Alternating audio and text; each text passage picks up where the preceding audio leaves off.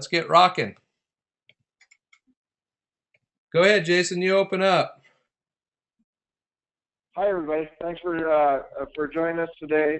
Today we got we changed it up a little bit from feedback from everybody else, and we're looking forward to showing you how to specifically sell a custom item into a vehicle, and then I'm going to show you guys how to bid it out. So, with that said, a lot of things I'm going to cover, you guys that have been in my training before, you're going to go, man, he's doing it, he's doing it, he's doing it. And if you haven't been in my training before, you might think to yourself, man, I used to do that stuff, but I quit doing it. Or, wow, I've never heard anything like that before.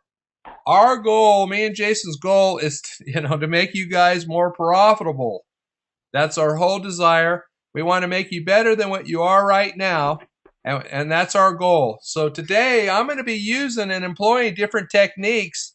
And if you just want to take a little mental note and like write down every time you say yes to a question of mine, whether you verbally say it or you say it, in your mind, okay? So let's go.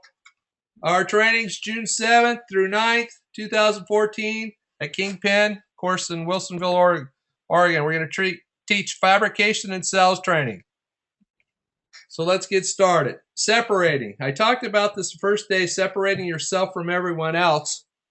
And how we're going to separate is I'm going to give you just one example of educating your clients. Of course, if we don't keep things simple, Harry, what happens? Wind up stupid. Right. So it means, I call it keep it simple, Simon. Most people call it keep it simple, stupid. The reason why you want to keep things simple, guys, is because if you start talking a language they don't understand, you'll bewilder them.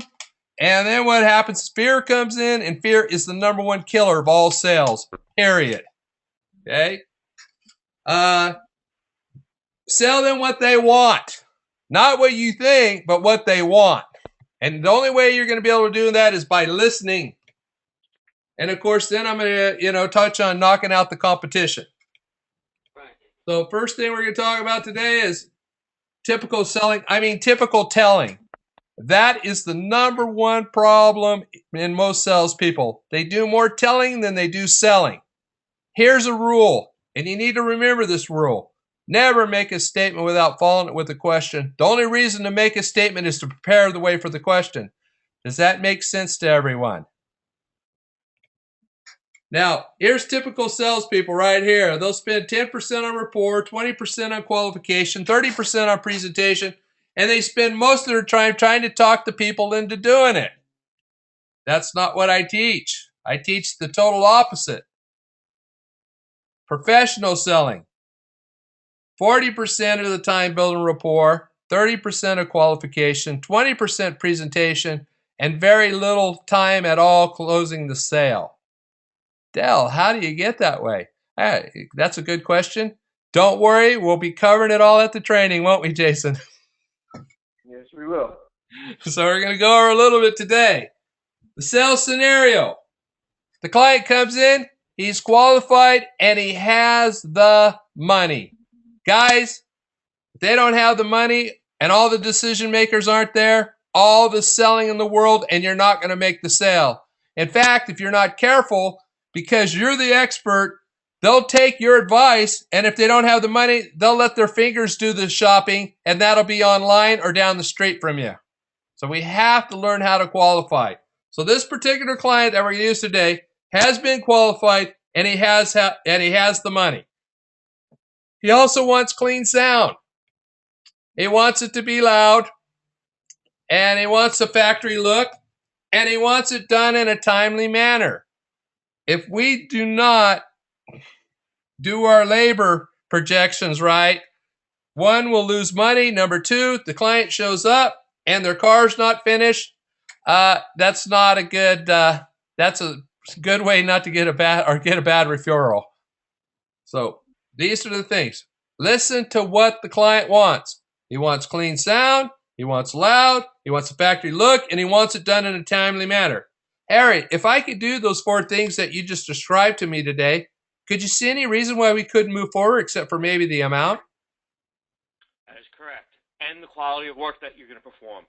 Okay. So if I can get the quality work and everything else, then you see no problem whatsoever. Is that what you're telling me, Harry? That's why I came here. You made the right choice. Would you like to know why, Harry? Yes. Okay, guys, see how I'm engaging? I'm using Harry because Harry's on the phone. Harry, did we preempt this at all? Never. I don't have to, do I? Because I know where I'm going. So here we go. Now, Harry may know this. Harry may not know this. You never want to assume. That'll get you in trouble. So today, Harry, I'm going to talk to you about speakers and power. Now, you wanted it loud, you wanted it clean. Is that right, Harry? Yes. Okay. So, Harry, just to give you a little background, if we have 200 watts and you have two speakers, we're going to hit, we'll just say for fun, we hit 125 dBs. Now, decibels, every 3 dB is a noticeable amount of difference, Harry. However, 6 to 10 is, some people say 6 doubles the sound. A lot of people say 10. So today we're going to just use 6. Is that okay with you, Harry? Sure. Okay, so now in your vehicle, you want it loud and you want it clean. So bear with me here, Harry. If we double the speakers, Harry, did you know that we're going to pick up an extra 3 decibels? No, I didn't know that. But Harry, the thing about amplifiers are that if we drop the ohm load too low, if we're not careful, then what happens is, although the amplifier will play louder, it could heat up and shut off on you. You wouldn't want that, would you, Harry? Never. Now, Harry, so far, has anybody showed you like something like this, with the other facilities that you've been to? No, it's been just a dog and pony show. And do you want the people that are doing dog and pony shows working on your vehicle, Harry? That's why I heard you guys are professional, and I'm expecting a presentation that will wow me. Now, Harry, I just blew up the competition, didn't I? That's what it takes. Now, Harry, if we want to hit 131 decibels, of course, we have to double it again. Of course, if we wanted to hit 134, we'd have to have 16 speakers. Now, as much as I would encourage that, it would probably make your door, we'd probably have to reinforce your door, and you probably wouldn't want to do that, would you, Harry? I'm looking for something stealth. You came to the right place. So let's keep going. So if we have 125 decibels with 2 speakers, 200 watts, of course, if we double the power, Harry, did you know the more power we have, the cleaner sound you're going to get? Yes. It's called sound quality. And that's important to you, isn't it, Harry?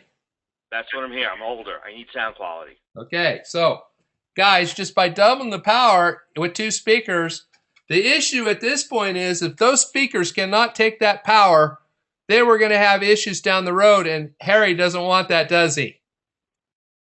Now, of course, I'm hoping for you to design the right system at the right price. Exactly. So at 131 decibels, if I have to double the power again. Anytime you want to pick up 3 decibels, you either got to double the speakers or you got to double the power. Harry, does that make sense to you? That's the rules of physics. So now you want that stealth look, is that right, Harry? Critical. Now, guys, I want you to pay attention to something. In the training, I used the word factory look.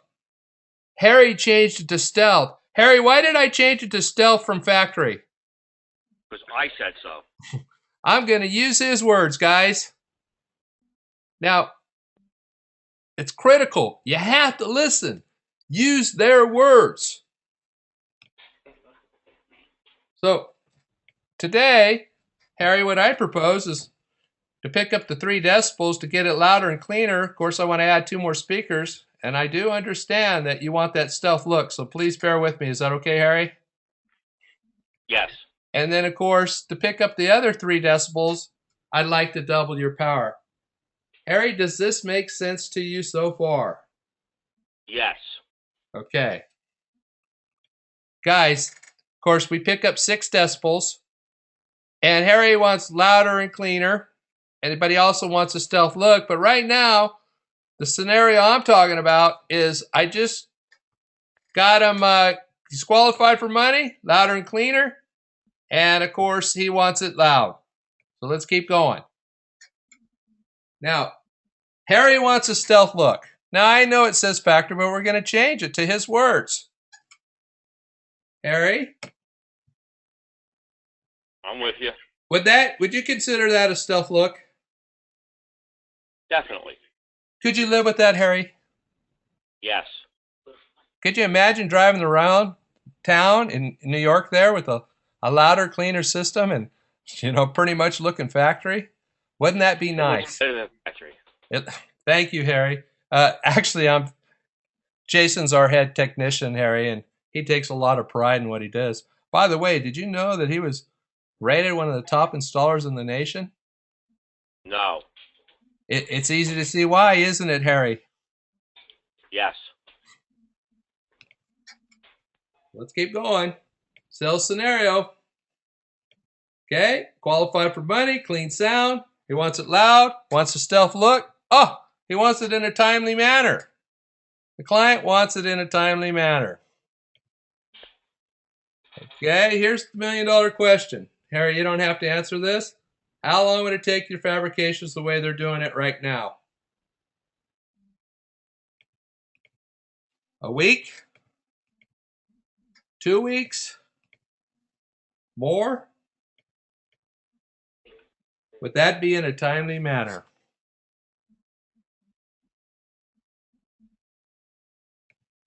As the customer, I haven't decided how much time or effort it takes. That's your job to tell me. Uh-huh. Well, Harry, have you looked around? Yes. And how long did they quote you as far as timeline goes, Harry? Anywhere from 3 days to a week. Uh-huh. And isn't it true the longer it takes them, probably the more it's going to cost you? Yes. Well, what if I could show you how we can get it done under 2 days, Harry? Would you be interested in that? Sounds very reasonable. And maybe impressive. Okay, well, that's what we're going for. Now, the math. The amount to custom fabricate two door panels, 2.2K. Harry, it's only 2.2K. Now, if you guys notice something, am I talking about dollars, Harry? Yes, definitely. Well, am I talking thousands? I'm thinking 2,200. Right. But why did I say 2.2K? Because that's the way money people speak. It minimizes the amount, doesn't it, Harry? Guys, if a number's big, financial terminology. right. If the number's big in your mind, guys, it'll be big in their mind. Now, 2.2K divided by 1 week or 48 hours, that's $45.85 an hour. Harry, if you were getting $45.83 an hour, at that point, would it be worth you as a store owner to do custom fabrication? No. Well, if it took you 2 weeks, that's 96 hours. It's even worse then, isn't it? That is correct. And pretty much that's what we'd be doing with our money, aren't we? Harry, is that very profitable for you? There has to be a minimum. Every store should know what that minimum is. Otherwise, you have to let the guy walk. Right, because it's not, at that point, the job actually costs you more money than it makes you. Here's why. If I'm working on a vehicle and it takes me a long time to do it, that means I can't pull other cars in. And if I'm only making 45, say even 60 or $70 an hour, and I can't pull somebody in and my normal shop rate's $100, I'm losing $25 an hour, aren't I? Yes. So let's keep going. Production. The hours. Jason, you take over right here. Can everybody hear me okay? Or is it too echoey? Sounds good. Sounds good? Okay. So the biggest problem that I've seen in the past places I've worked and people, other guys I've worked with, including my own store, is separating out the hours. How do you bid out custom fabrication? Well, what you have to do is you have to do a time frame for each section in order to get a total hours amount so you can charge for that. The biggest mistake everybody makes is they just kind of assume it's going to take me a day or two or whatever the case may be, and they're leaving a lot of money on the table because they're not really realizing how long it takes. So on this particular job here for these pair of door panels to do the lower sections there, Dale, do you have all the? Yeah, you want me to pull them all up for you? Yeah, put them all up. So what I've done on this one, on this job, is I've pulled up all the hours that it took to do this. And so just to show you how the mindset works is I got to separate, I got to unscrew the plastic things that hold the door panels together. So I got 3/4 an hour to do that. I have an hour and a half to make the jig for the door panel, which is the shape where the grill is going to go in and out. I have 1 hour, once that jig is made, to construct the rings that are going to get attached to the panel. I have 3 hours to attaching the panel and reinforcing that area. We have 3 hours for blending and sanding. We have an hour and a half to make the press grills at the end. We have 3 hours to wrap the panels and put them back together and get them back on the car. The big things that people always seem to forget about, if you go back to that slide, Dale, real quick, is when they're bidding that custom work, they forget the basic part of the thing. And what I mean by that is there's an hour and a quarter of this job where we had to actually make the plastic baffles for the speakers to mount onto the door, and we also have the speaker installation as well that you have to add in for the job. That is probably the number one thing I see everybody that leaves out. They leave out the basic part of doing the job if they won't build in the door panel. So once you separate your parts and pieces out, you come to a total time of 16 hours, 16.5 hours. That's the total production time on this job. So can you guys see how by separating out the different parts and pieces of it, how you can accurately bid that job? We'll take that as a yes. Okay. Okay. Because everybody can understand and see that there's a lot of times that you probably have some dollars on the table for not getting the basic part of the product going into it when you're building a custom part. And we'll take that as a yes. So what we're going to teach in the training, besides how to fabricate and how to build these things and show you how to sell it, I'm going to tell you guys on this particular panel, I'll be able to show everybody in class how to do a pair of these door panels in under 10 hours. All the new techniques and everything else that I use and implement. I'm still charging the 16.5 because that's what it takes, but I'm going to show you how to get it done in 10. Okay. You think that your guys' shop could be more profitable at custom fabrication if you could produce something of that quality and get it done in 10 hours or less? Wow, and to be honest with you guys, we're going to go over some more numbers later on, but I use 16.5 as my factor. Now, let's go over our checklist. Client has been qualified, has the money. Once again, if you don't qualify, they don't have the money, all the selling in the world ain't going to get it done. He wants clean sound, he wants loud, he wants a stealth look, and he wants it in a timely manner. Did we just nail all four of these things for you, Harry? You're doing an excellent job. Thank you, sir. So profitability for you guys. Of course, 2,200 divided by 16.5 is over $130 an hour for labor. Jason said he can get it done, teach you how to do it. What was that, Jason? Under 10 hours? 10 hours or less. I'll be able to show everybody how to do 10 hours or less. That's $220 an hour, isn't it? Yes. How many out there are making $220 an hour on labor for custom labor? Profitability. Well, our guys only take 3 days to do it. Now, Harry said 3 days to a week. Okay, and that's great. And like I asked Harry before, you had no idea what I was going to do, did you, Harry? Correct. So if we take 22 divided by 24 hours, that's $98 an hour. Of course, that's only a difference of $38. What's $38? Well, times 24, that's $920. That's not counting the extra day that you can't pull other vehicles in, is it, Harry? Correct. At that point, would you consider that double jeopardy?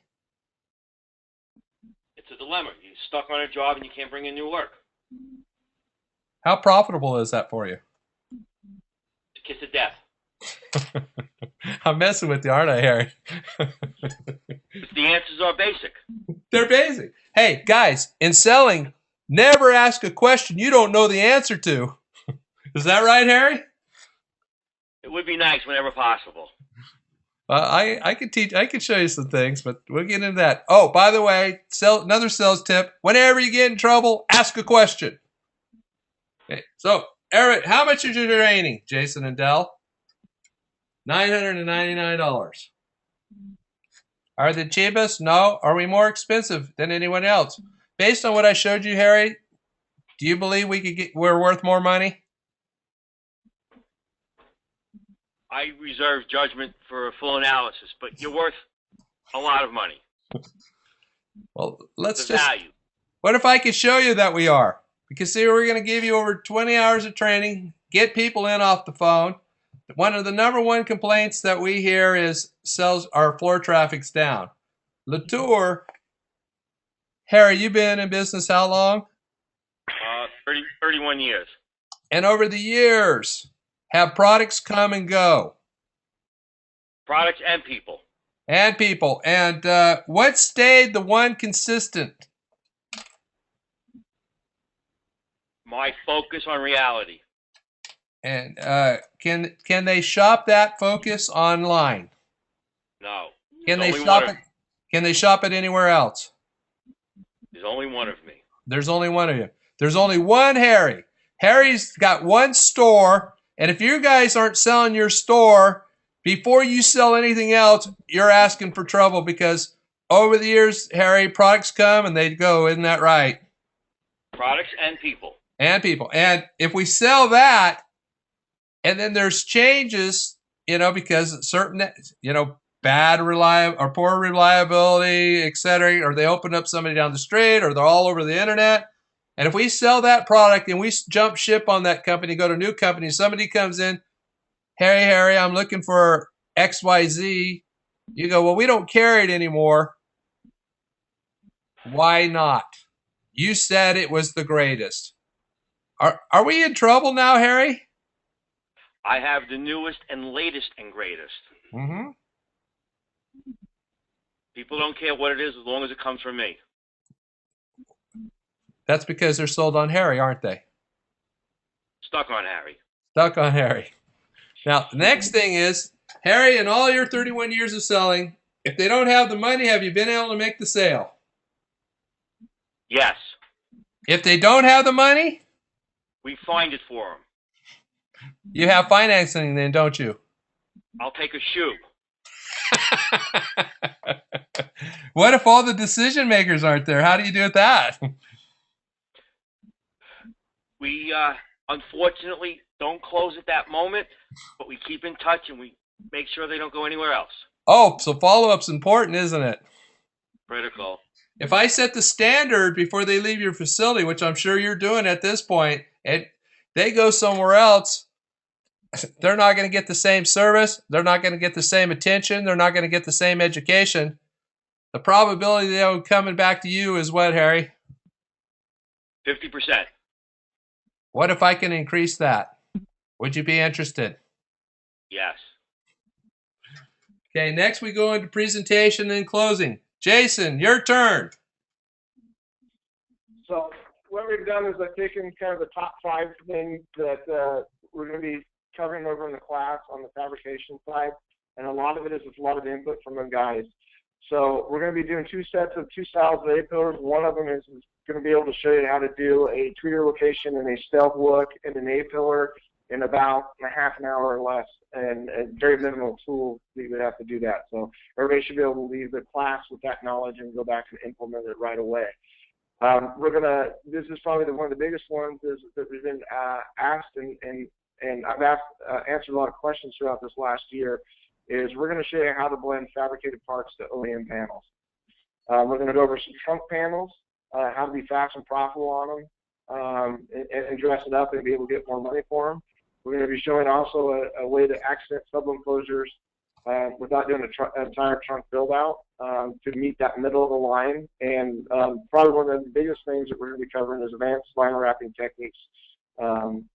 How to be able to make the material work and get those tough panels wrapped. We're going to be covering a lot of other stuff, including some really kind of overall panels and fabrication parts. We're going to be building a lot of stuff, but these are going to be some of the major things that we're going to hit on, which is what the general consensus I've got from the surveys I've taken that people would like to learn.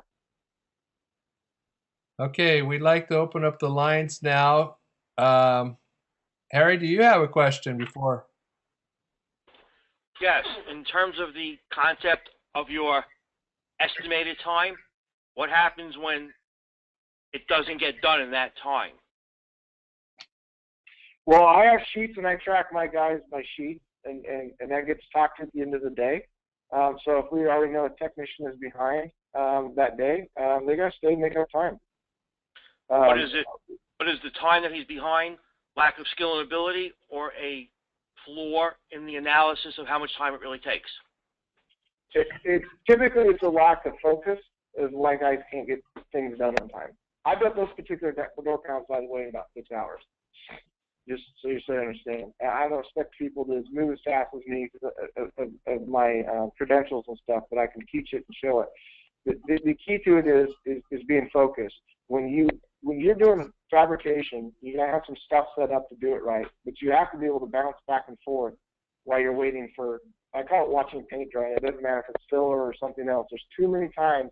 There's so much downtime lost in fabrication of standing around and watching and looking and not have a game plan on how to do it. And that includes, I have a dry erase board in my wood shop, and I'll write steps down all I want to take, just so I can glance up. Boom, boom, boom. My laser's something dry, I can go over and do this part.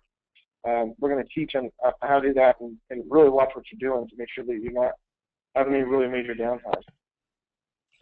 So is the time, I'm sorry, so is the time that you're estimating total build time or running time? Is it hands-on or just start to finish with downtime? Of the 16 and a half hours? Which now becomes 10 and a half. 10 and a half? I can show you how to do start to finish those door panels in 10 and a half hours. Yes, correct. I think what you're going to have lunch and stuff like that, aren't you, Jason?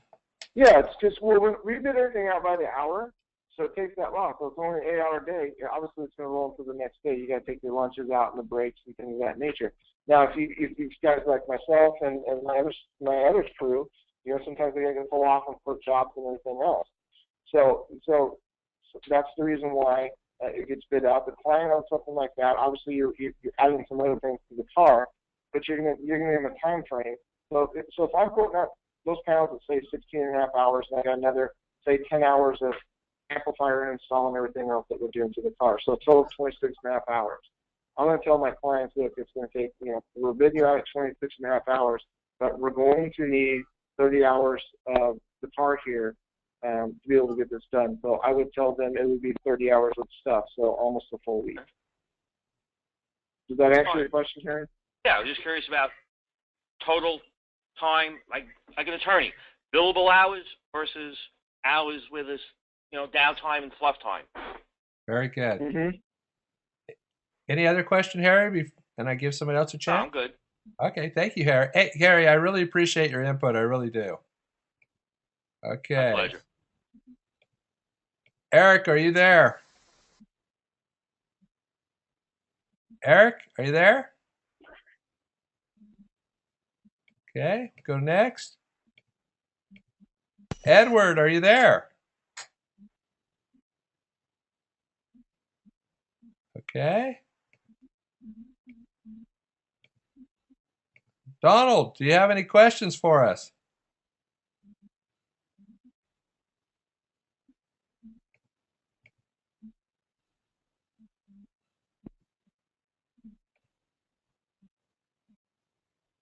No mic. Thank you, Donald. Corey, are you there? Yep. Hey, how you doing? Good. You got a question for either Jason or myself? No, I've been just listening. See how I think it makes sense. It's just gotta see if I'm getting trained. Okay, well, be our pleasure to help. You know, Corey. By the way, guys, I've worked with Corey. Corey's got a great shop in New Orleans. Go down to New Orleans, go by a shop, have them take you by that place down the street that has that gumbo. Thanks, Corey. Hi, man. All right. Couple more. Eric, are you there?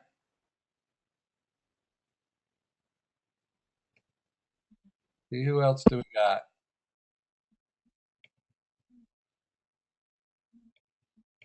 Sam, are you there?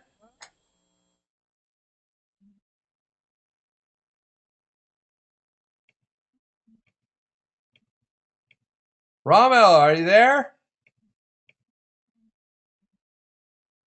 Rommel, are you there?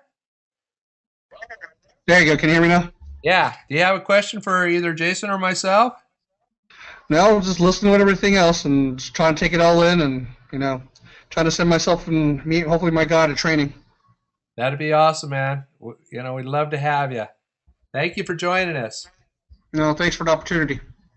Okay, Kevin. Okay, Rommel, thank you. Kevin I don't think he has a microphone. I don't see this question. Couple more things that I'm going to leave with you guys. Remember, never make a statement without following the question. The only reason to make a statement is to prepare the way for the question. The other thing is whenever you get in trouble, ask a question. And then we also learned today, we talked about mirroring our clients. When Harry started talking about stealth, I started employing the word that he wanted to use. Jason, any last words or comments? I'd just like to thank everybody for taking their time out of a busy day, and I hope that at least you got something out of it that can assist you immediately within your business. So we're here for the long haul, guys. Our name, our phone numbers, and email addresses are on the bottom. We did record this today. We're going to make this recording available for you because there's some, sales training in there, and then go over what Jason does and why Jason does. And if you have any questions, please give us a call.